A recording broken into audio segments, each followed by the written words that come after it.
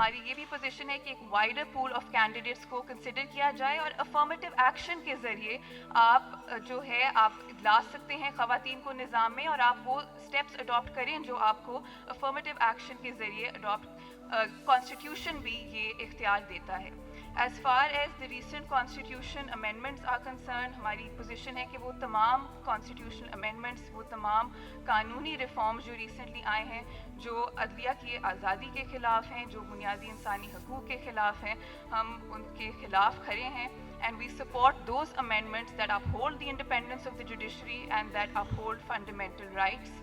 And as far as the appointment of the Chief Justice is concerned, ہماری یہ بھی position کافی عرصے سے رہی ہے کہ گورنمنٹ کا چیف جسٹس کے اپوائنٹمنٹ میں کوئی رول نہیں ہونا چاہیے، اور اس کی ایک بہت بیسک وجہ ہے کہ حکومت ایک پارٹی ہے، حکومت ایک لٹیگنٹ ہے، اور the government should not have a role in the appointment of the Chief Justice. And the provisions of our constitution, they empower parliament. Article 25(3) says that nothing shall stop the state, nothing shall stop the government from making special provisions for the protection of women and children, and that Article 34 says that full steps shall be taken to ensure the participation of women in national life. So we urge the government and we urge parliament to use the power that they have of affirmative action to uphold judicial independence, not to curb judicial independence. اور آخر میں حکومت سے یہ demand ہے کہ وہ ایک ایسا ایٹماسفیئر کلٹیویٹ کریں جہاں پہ وکیلوں کو آزادی سے کام کرنے کی اجازت ہو. ابھی حسن نے بھی بات کی، پیکا کے قانون کی بات کی، ویپنائزیشن آف لا کی بات کی، اور یہ بھی ایک حکومت کی رسپانسبلٹی ہے، حکومت سے ڈیمانڈ ہے کہ وہ ایک ایسا ایٹماسفیئر کلٹیویٹ کریں جہاں پہ لائرس کو آزادی سے کام کرنے کی اجازت ہو، where lawyers do not fear that by doing their professional duties they can be prosecuted or subject to criminal prosecutions. As far as the judiciary is concerned, women in law کی position ہے that there should be greater reforms, and we will also work towards this, towards gender sensitive language and gender sensitive judgments. Justice Ayesha Malik کی recent judgment ہے ایک dissolution of Muslim marriage act کے case میں، جہاں پہ انہوں نے کہا کہ جو لوور کورٹس تھے انہوں نے خاتون کو بولا کہ وہ ایک ڈس اوبیڈینٹ وائف ہے. اور ہم بعض اوقات ججمنٹس میں اس طرح کی لینگویج دیکھتے ہیں کہ وہ عورت جو تھی وہ ایک نافرمان بیوی تھی اور اس نے ایسے حالات پیدا کیے جس نے شوہر کو مجبور کیا کہ وہ اس کے ساتھ بدسلوکی کرے. اور اس طرح کی ججمنٹس میں ہمیں لینگویج نظر آتی ہے، مگر اب ہمارے عدالت عظمیٰ کے بھی فیصلے ہیں جس میں کہا گیا ہے کہ اس طرح کی لینگویج ایکسیپٹیبل نہیں ہے. جینڈر سینسٹیو لینگویج بہت ضروری ہے، مگر اس کے باوجود چاہے وہ جنسی تشدد کے کیسز ہیں لوور کورٹ کے لیول پہ یا پھر ایون ہائی کورٹس کے لیول میں، ہمیں اس طرح کی زبان نظر آتی ہے. ایک ریسنٹ 2020 کے کیس میں لکھا گیا کہ جو عورت تھی وہ تو ایک طلاق یافتہ عورت تھی جس نے جنسی تشدد کا کیس کیا، اور جو اس سے انسینویشن تھی وہ یہ تھی کہ کیونکہ وہ ایک ڈیورسی تھی کنسینٹ کو اسیوم کیا جا سکتا تھا. ریسنٹلی بھی کچھ کیسز آئے ہیں جہاں پہ ریپ کی سزا کو فورنیکیشن میں تبدیل کر دیا گیا ہے. قانون میں ترمیم لائی گئی کہ ریپ کی سزا کو فورنیکیشن کی سزا میں نہیں تبدیل کیا جا سکتا، مگر پھر بھی عدالتوں کی طرف سے اس طرح کے فیصلے آئے. تو ہم as women in law initiative ہم جینڈر سینسٹائزیشن کو سپورٹ کرتے ہیں، gender sensitization initiatives at all levels of the judiciary, because learning should never stop, and we need such initiatives within the judiciary because کچھ ایسے stereotypes ہیں، کچھ ایسے biases ہیں جو ہماری جوڈیشری میں بہت امبیڈ ہو گئے ہیں، اور ان کو چیلنج کرنے کے لیے جینڈر سینسٹائزیشن انیشیٹیوز بہت اہم ہیں. اور جو جوڈیشل کمیشن آف پاکستان کے رولز ہیں ان کے تحت اب ایک اور اسٹرکچرل بیریئر خواتین کے لیے پیدا کر دیا ہے، کیونکہ یہ کہا ہے ان میں کہ جو اپوائنٹمنٹس ہیں سپریم کورٹ میں وہ صرف 5 سینئر موسٹ ہائی کورٹ ججز سے کی جائیں گی. اور ویمن ان لا نے ہی ایک اسٹڈی کی 2025 کی جو ان کی ریپرزنٹیشن رپورٹ ہے کہ اس وقت تمام صوبوں میں پنجاب، بلوچستان، خیبر پختونخوا، سندھ صرف 6 ہائی کورٹ فیمیل ججز ہیں. تو اگر آپ اس طرح کا نظام اڈاپٹ کریں گے کہ ہم صرف 5 سینئر موسٹ ہائی کورٹ ججز سے ایلیویشن کریں گے تو آپ ایک طرح سے انشور کر رہے ہیں کہ خواتین کی ایک نیئر ایبسنس ہو. تو جوڈیشل کمیشن آف پاکستان کے جو رولز آئے ہیں جو 2024 میں آئے ہیں, ہمارا یہ بھی ایک ایکشن پوائنٹ ہے. ہم we submitted the proposals as well کہ ان کو ریویو کیا جائے from a gender sensitive lens. آخر میں for female legal professionals, because we have female legal professionals from a whole host of backgrounds here, whether we're litigants, corporate lawyers, academics, whatever our background is, we have a shared vision, we have a shared goal, and I always believe that when we advocate together, we are stronger together. For those women who come from far-flung areas and who have now become a part of this chapter, who have become a part of this movement, and you can see how far out these women are, but they're not seen, they're not visible, they're not acknowledged for all the work that they're doing. So thank you, Women in Law, for doing that. Women in Law have taken many initiatives. All of them have been very good. But there's some that I have really found relatable and that have really touched me personally. One was the 100 Years of Women in Law photo exhibition. This was an immense effort in putting together pictures of women who are working in the legal profession in one capacity or the other, and it gave visibility to so many women from so many areas, women that even I didn't know existed in the legal profession.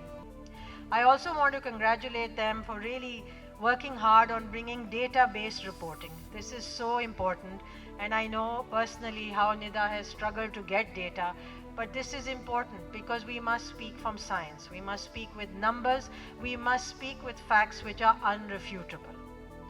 Their mentoring activities, very important, because you have to cultivate a whole generation of women leadership. It's not just about the women today, it's about the women tomorrow. Where are those women going to be? And you have to double and triple your numbers. It can't just be the numbers that we have today.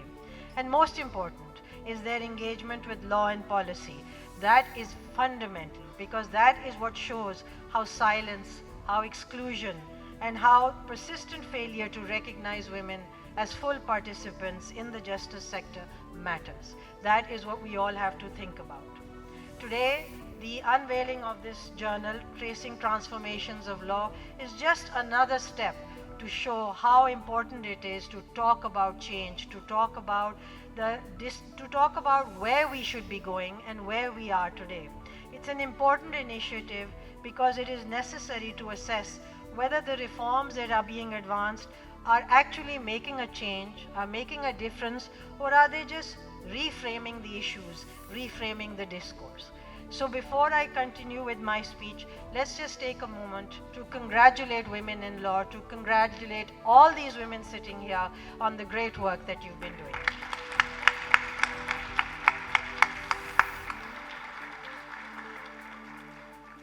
I think it's important for us to sort of recapture what's been happening and remember where we were and where we are today. There has been progress over 10 years. There's been some progress, and that progress is visible to us in education, in the increased presence of women within the professional spaces, in the formal legal recognition of women's rights. You see more women being talked about, you see more women being projected, you see women talking about the issues that are concerning women. This conversation, which was once marginalized, which was not really heard in mainstream areas, is now being discussed regularly. It's being talked about, written about, and there is a lot of discourse, as you just heard from these two young women talk about the vision. Gender sensitive judgments also exist. The concept of gender sensitivity in the justice sector is also talked about. And you see more and more women are visible. Their voices, which were sidelined at one time, are more audible today. But this is not something that we should all be celebrating. This is not real-time progress as far as I'm concerned. This has not really translated into an effective system change. And that's what I stand for, a system change. We need to see major changes in the way we think, in the way we work, and most importantly, in the way we treat our women. across key areas that determine women's lived equality, economic participation, access to justice, institutional accountability, and decision making. Formal equality, what is substantive equality, has really not brought about any form of structural change. Women in professional spaces still require visibility, still need acknowledgement and respect, participation. Women still ask for inclusion. And the voices of women, the so many voices that we are now hearing, they are still trampled by tradition, by custom, by mindset. This disconnect is reflected in global indicators.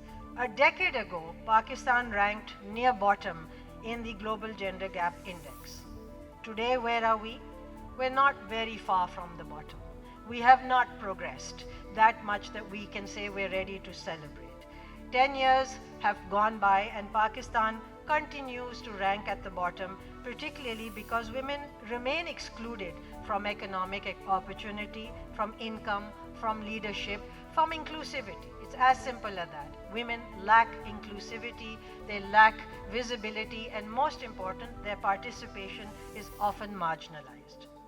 The same picture emerges when we look at how the law operates in practice. So while we know that there's a lot of good law out there, what's the impact of that law? How has that law touched the lives of the people it seeks to touch?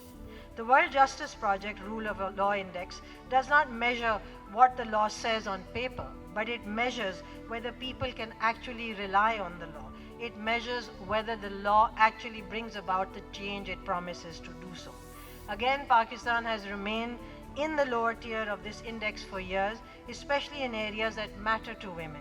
Whether basic rights are being protected, whether it is to enforce the law, or whether it is simply the access to justice, where women seek justice, the simple answer to this question is that the index shows that we have not made a lot of progress.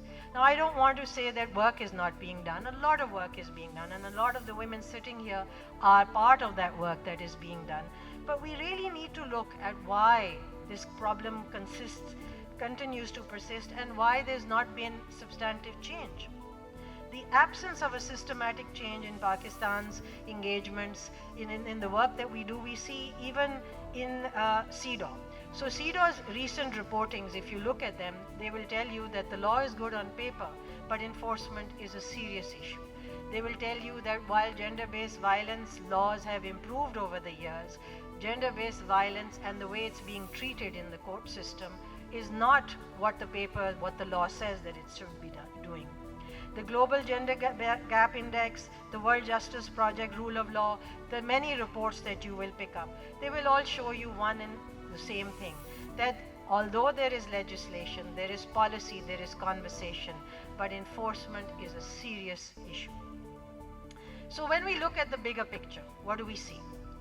The issue is not a lack of reform, it's not a lack of legislation, it's not a lack of policy making. It's a lack of an institutional change. Progress remains basically on paper. So we're really ticking boxes. Laws are enacted, judgments are made, judgments are delivered, but the enforcement is very weak. The law keeps resisting rights where lived realities remain, while the law keeps restating the rights, the lived reality remains unchanged. So the real question is, when will this cycle break? And when will women feel the change? For me, the answer now is that inequality is no longer accidental. It is structured, it is sustained, and it is deeply embedded in our system. This is why we cannot keep focusing on whether we're doing better than before. That's no longer a matter. The more difficult and necessary question is whether we're doing enough to bring about the change, whether we're doing enough to be recognized as being equal. Even today, it's easy to ignore women, it's easy to sideline women, it's easy to reduce their numbers and make sure that they are not put in the places that they are supposed to be in. And more important, it's easy to simply say, I don't want to work with women. Because where the majority of the workforce is men, they can very easily say that it's difficult to work with women because she apparently doesn't understand. What I want to do is share with you my 14 years on the bench, serving as a judge of the Lahore High Court and now the Supreme Court.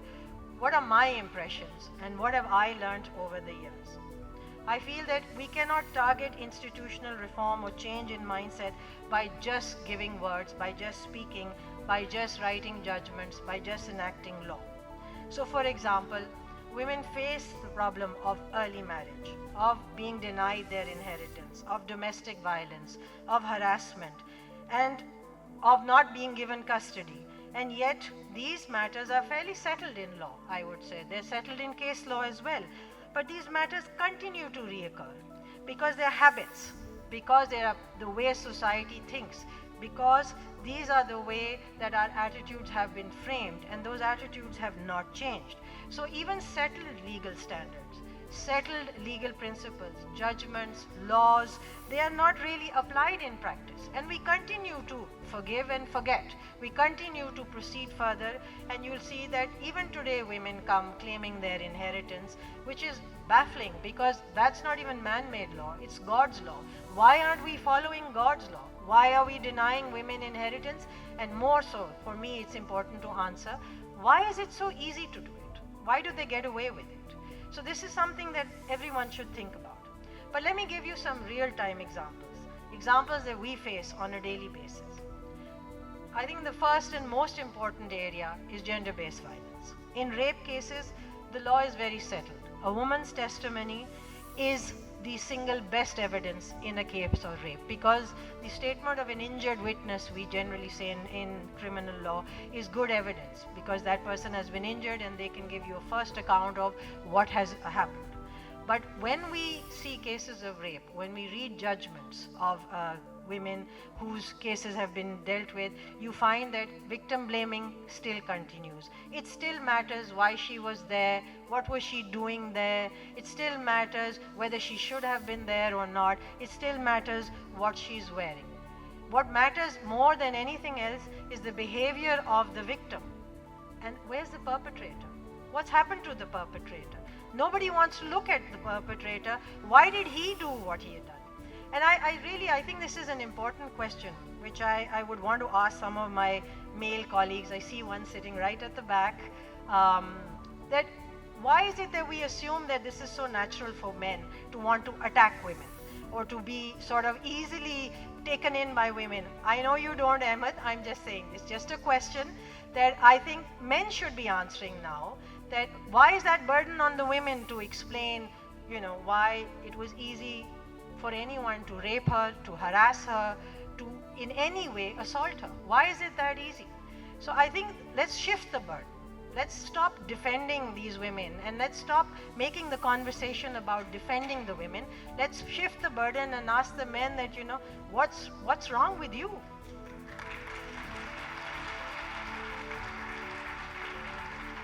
When we talk about workplace harassment, again, it's a difficult area. For the longest time, we didn't want to understand harassment, we didn't want to believe harassment, and basically, women who filed complaints about harassment were troublemakers. They were the bad ones in the system who just wanted to stir up trouble. In that context, now you see a big difference. You see more complaints coming up, you see more discussion, you see more people wanting to talk about harassment. Is it real? Does it happen? Can we prevent it? What can we do? And on that, I want to applaud Fawzia for all the initiative and the hard work that she has done, which has really made workplace harassment a front and center discussion today, where people can actually talk about the fact that there is such a thing as workplace harassment. And I know it's difficult to understand, but it's only the woman who understands what that stare means. It's the woman who understands what's that innuendo in that message that has been sent to her, why she's being stared at, why she's being made to wait, why she's not being promoted. She understands it. And what we need to do is give that understanding a voice. What we need to do is give that understanding meaning, because that's why there's a law on it. So I don't think these are choices and options. We have to change the attitude. Harassment at the workplace is an issue, it's a problem, and we have to deal with the problem. We're not asking for choices and charity, we're asking for it to be treated as the offense that the law has made it out to be. Again, in property cases, again, even today in the courts, you will find women fighting for their rights, whether it's inheritance, whether it's property that she's been gifted. Somehow it's very easy to deny and deprive her of that right. And while the law is helping women, while it's recognizing their position, the weaker position that they are in their household, still it's a practice that we have not been able to change, because the words of the law, the words of the judgment can't change attitudes. You need something more, and that's what we want to talk about. What is that more that we can do? The same issue arises when you look at labor and employment cases. It's easy to sideline women. It's easy to deny women opportunities. It's easy to have a conversation on how to bring more women into the workplace without including the women. That is absolutely, again, mind-boggling, how you can have a discussion of how to bring more women into the workplace, but not actually talk to the women. And if you are talking to the women, you're not talking to the women at the workplace to ask them how to encourage more women to come to that workplace. You're talking to women outside that particular workplace. So it's like it's a way we do business. It's the way we think. It's the way it's the way we exist, which we need to change. Family law disputes, again, a very difficult and an area that shows that while courts are repeatedly supporting women, whether it's custody, whether it's remarriage, even where cases of abuse are concerned, however, you find that the attitudes, unfortunately, even in the courtroom, is all about ignoring what she's saying and focusing more on keeping the marriage intact, keeping the family together. And I think the answer to that is very simple. The law that's not what the law sets out to do. The law sets out to give women the right to dissolve the marriage, to ask for a khula, to ask for custody, divorce, whatever it is. That's the job of the law. The law has not been given the job to become a moral compass for women to decide whether it's better for them to stay in the family unit or whether it's not. So the job of the judges is to look at that law and to apply the law and not to question why she's doing it. And more importantly, it is for the justice sector to recognize that she is a litigant in that system who has a right to come to the courts and to seek that basic right. There are many, many areas. I could go on forever, whether we talk about digital rights, cybercrime, climate change. There are so many areas where the conversation for me is totally lopsided, where we are ignoring women, their participation, and we're really not taking them to be major stakeholders in the system. So the difficulty for me is not the absence of law, but the persistence of weak enforcement, entrenched gendered assumptions that continue to shape outcomes and do not help to shape the way the law should shape attitudes. Where settled law is applied unevenly and enforcement is treated as optional rather than obligatory, that's when rights lose their certainty, when they lose their value, because we ourselves have given people the option to go ahead and be discriminatory in their actions. As a result, women are repeatedly required to litigate for protections that are already recognized and supported by the law. This does not reflect meaningful access to justice. This does not reflect anything that suggests what the law is supposed to do. This reflects endurance. Endurance of that woman who has to fight the system, fight the mindset to get that she is legally entitled to. A system that requires persistence rather than providing protection shifts the cost of institutional failure onto those who are least able to bear it. Effectively, over time, decision makers have learned to delay and redirect the issue rather than to resolve it. So this is a problem that is common, and I think anyone and everyone sitting in this room, every woman in this room, will be able to relate to this fact. It's either something you have experienced or you know someone has experienced. But accessing justice is very difficult. It's not easy. And one of the reasons is that even if as a woman lawyer, as a woman judge, your acceptability is less. And what you say has less meaning. It has less force. It has less impact. And so you have to raise your voice, you have to collect your numbers, and you have to try to make a point which can again easily be sidelined because you're not on that table that's taking decisions. You're not influencing policy. And more importantly, you're not really considered a worthy participant. And it's with a very heavy heart that I say that, but it is a fact. It is a lived fact of many, many women. So what are the challenges? What are the challenges? And we've heard all morning the same thing being said, but let me just articulate it in the way I best understand it. Two big challenges: enforcement and mindset. When we talk about mindset, it's absolutely critical to understand what mindset is. It operates at two levels. One, it operates at an institutional level, where decisions are being made, where they are being institutionalized, where policy framing takes place. There is a mindset. Even in the courtroom, there is a mindset. And that mindset works with stereotypical assumptions about women. And if there are no stereotypical assumptions about women, they work with a stereotypical approach to what the role of women is supposed to be. The second is society as a whole. Society which has sort of engulfed and accepted this deeply rooted mindset and believes that this is the way it's supposed to be. We've moved on from there. We've moved on from there globally. We've moved on from there when we do our writings. We've moved on from there in lawmaking, in judgment writing, but the mindset stays where it is. That's why you hear the same words being repeated. That's why in gender-based violence cases, you're still looking at the victim and not the perpetrator. That's why in harassment cases, you're still thinking, did she do something? Is she a troublemaker? Or is she the one who's actually caused all the problems, is just simply harassing her boss or her employee? That's why these questions keep arising even today. When people see that we can keep negotiating ourselves out of the law, that it has no consequence, that attitudes and behaviors will never change. They'll never change. And the need to change and or to adapt or to sort of diminish the issues that women face and to disbelieve them has become easier. And the ability to ensure that she gets her rights has become difficult. That's why we just keep having these conversations again and again, but we don't see that the real-time impact that it should have. Then there's enforcement. Enforcement is critical. Enforcement is about the laws we make, the judgments we give. It's about making sure that those laws, those judgments touch the realities of the women, particularly, that they set out to protect. Enforcement is not a choice. It's not an option.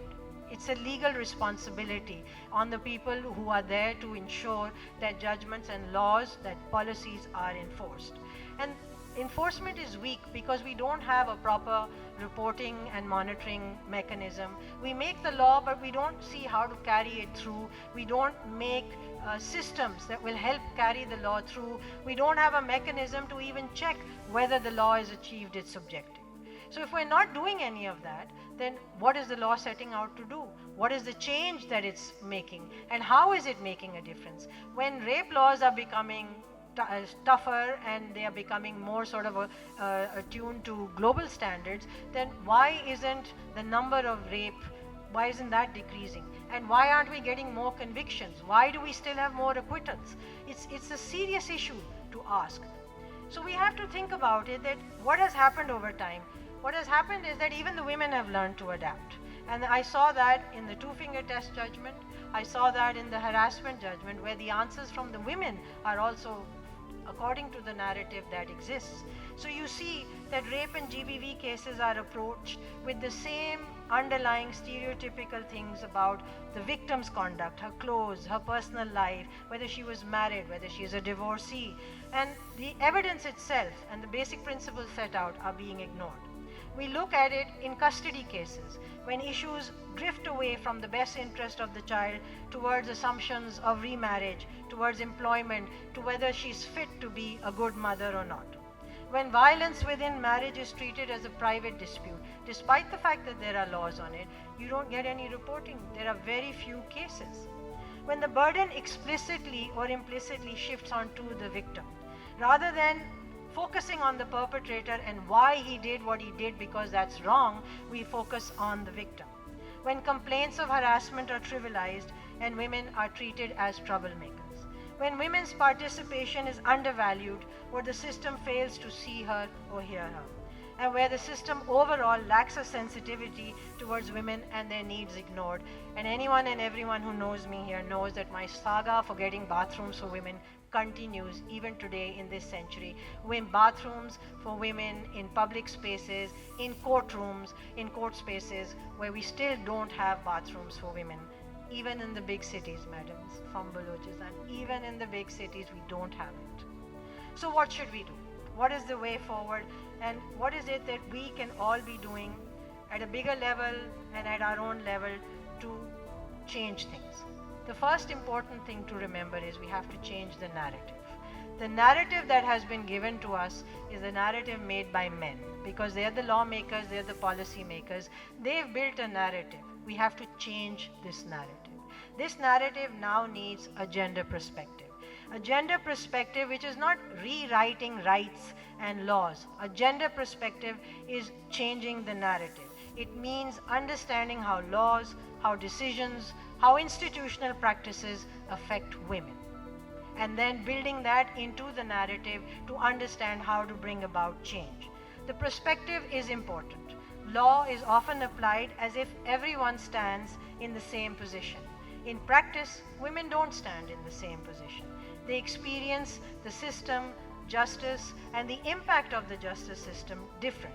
They face different risks. Their experiences as in their environments are different, and it's important to understand what her conditions are and from where she's coming, what is she doing, why that voice is so feeble if it's a feeble voice, or why it's so loud if it's a loud voice. For women, the significance of a gender perspective lies in the ability to translate formal equality into real protection. It basically means that institutions have to see why delay, why disbelief, why discriminatory treatment affects women disproportionately. It shifts the focus from the women and from what they are doing onto the real issues. In doing so, we will be looking at law and the impact of that law through the gender perspective. So what should we all do? Well, we all have to work towards changing the mindset. We have to reboot the system with the gender perspective. We have to build systems which is not just gender sensitive, but which understands how to interpret and understand law and accessing justice, how to interpret women's representation real time. That's what the gender perspective is all about. And when I say real time, I speak from my own lived reality in the justice sector. It's really tone deaf to women. It really is. And you have to be in that system to know how insensitive it can be to females who struggle and come there as litigants seeking justice, and how they have to face a whole lot of injustice in seeking that justice. So while we're building systems, when we're looking to change the narrative, when we're looking to create new systems for us, I think each and every one should look at the role they have. It's not just an institutional role, it's a personal role. All of you have a role to play. All of you have a role to play in changing this narrative. And it depends where you work, it depends who you're with. But what I would endeavor and what I would urge each and every one of you is to set yourself a goal. How many women's lives can you touch? How many women's lives can you personally, at a personal level, help to change? How many women can you make aware of their rights, of what they can do? How many perspectives can you change? How many men can you help to understand what the gender perspective is? How can you help them to understand what gender justice is all about? So what can you do? This is a burden that now is placed on each and every one of you. Be it a man, be it a woman, you are responsible to help change the narrative, change the stereotypical thinking, change those myths about women and what they should be doing, become that voice for those who don't have a voice. What should you be doing? Engage with stereotypical thinking, dismantle them, rather than allowing them to quietly shape decisions and outcomes. And this can be happening in your home, it can be happening in your friend circle, it can be happening right in front of you, wherever you're working, where you're studying. Just make a difference. Make your voice be heard. You may not be able to change anything then and there, but your voice should be heard. Question silence, question inaction, especially where there are laws that are not applied, that are not enforced. Question it. Do it through discourse, do it through writings, do it while you speak. Engage with the issue. use your knowledge, use your position, use your voice to reach and touch women around you. I cannot tell you how important that is. There are so many women who do not have the benefit of this conference today, who do not have the benefit of your input. Look for those women and touch those women. And after maybe 5 years or 10 years, let's hear those stories of how over 10 years, each and every one of you have impacted and changed the lives of so many women. It's also important to broaden the responsibility of gender justice. It's not just a woman's issue. It's a society issue. It's our issue. It's a Pakistan issue. Let's make it about a Pakistan issue. Let's not just make it a fight that women do, that women in law will do for the women. It's a fight that all of us have to engage with. And you don't have to necessarily think that, now I'm on this path and I'm going to wage war against everything. No, use your knowledge, use your pen, use your ability to think, use your ability to carve out reliefs and to think about how to bring about change, because you have the privilege of being educated. You have the privilege of sitting here, and in many such occasions, you have the privilege of engaging with such people. So make a difference by engaging and changing and broadening the responsibility. Help change the narrative. Help change the narrative with science, with data, with facts, with irrefutable data and facts, which is difficult for anyone to shake off. Instill a gender-responsive legal mindset in the next generation. Engage with the next generation. It's vital, and I think it's critical that the bars also play a role in this. Engage with the next generation. Let them understand what the gender perspective is all about. I think it's also important to help translate law and policy into practice so that rights are not easily confined to just judgments, reports, and conference rooms. And that translation means take it out to your local community, take it out in your local language, in your local area, so that women everywhere start understanding. Not just women who speak English or speak Urdu, but women everywhere in Pakistan. So see at your community level, how can you translate what you know, what's out there, how can you translate that? And there's so much material over there at the back, there's so much information. Just use that, translate that, make it accessible for all these women, those 50% women who don't have access to any of this. So we are looking for sustained engagement. And beyond sustained engagement means working beyond just creating awareness. We're looking to bring about change. We're looking to bring about more academic work. We're looking to bring about serious discussion on serious platforms. But I think academic work, research, data is fundamental. And that should then be translated so that the ideas are accessible everywhere. Equality should no longer remain confined to courtrooms, conferences, or English texts.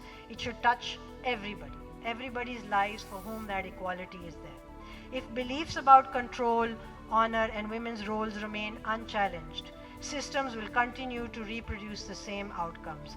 Substantive equality will not be able to change the lives of women because those women will not be heard. And if 10 years later we're still going to stand here and be saying the same things, then we would all have failed. We would all have failed that 50% population that's out there looking for us to help make a difference in their lives. So let's look for change. Let's demand change. Let's make change. Let's work together. Let's build communities that will help make this change.